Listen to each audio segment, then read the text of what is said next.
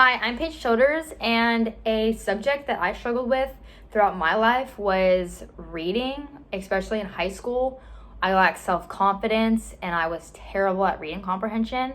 And the biggest defeat that happened in my life was my 10th grade year. My English teacher pulled me aside and told me that I did not meet mastery on the 10th grade sophomore STAR test and that I would be placed in a remedial class for a semester and retake it in December. I solved it by having a teacher to boost my confidence, let me know that I could do it. It was just a mental block in my brain that was tearing me down and making me think that I could not do it. And she tutored me and she saw that I was a great student and that I could master it. And with her help, I did. And I feel that the advantage of me struggling was that I think that I will be a better teacher and more empathetic with students that do and will have the same struggles that I have with reading. A teacher that inspired me in my educational career would be Miss Corvin, my 8th grade language arts teacher. She was someone who I looked up to all throughout my 8th grade year, and still to this day I look up to her with school and life. She impacted me by being a creative teacher. Her lessons were fun. She was funny and witty, allowed us to work in groups and expand our knowledge and skills. And still to this day, when I go home for maybe a weekend or a Christmas break, I go and visit her and just see how she's doing, and she wants to know how I'm doing. And I am the reason I am going into education is because of her. She just inspired me so much, and how she brought life to kids in school that were struggling like me in language arts and reading.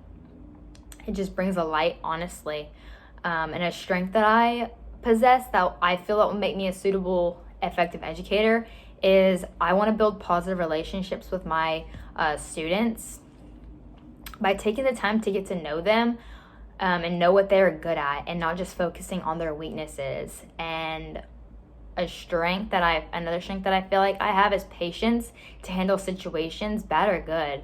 Maybe the students are struggling with academically or behavior issues, and I just want to show them that there is a light at the end of the tunnel. Another strength is that creativity. I am so creative, and I want to create engaging lessons for my students to keep them excited about coming to school and want to interact with other students and learn.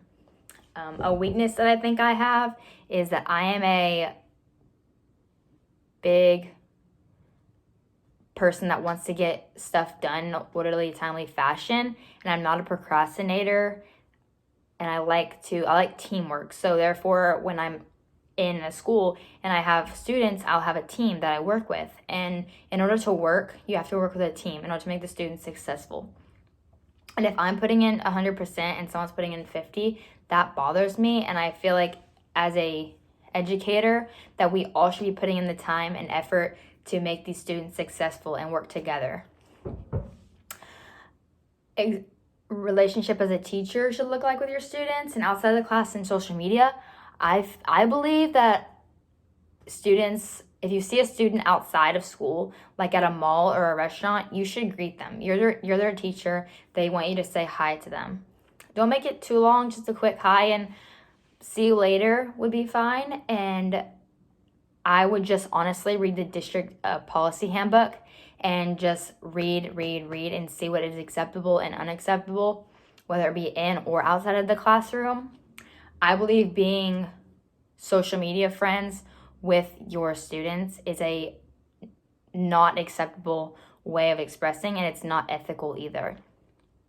And the only way that I would ever be involved on social media with my students is if I had a special Twitter page for my parents only, showing them what we did in class, if their student missed, or exciting things or upcoming events that we have. That was the only way that I would ever commit social media. I would have social media with anyone, would be the parents, to express what is going on in our classroom. Thank you.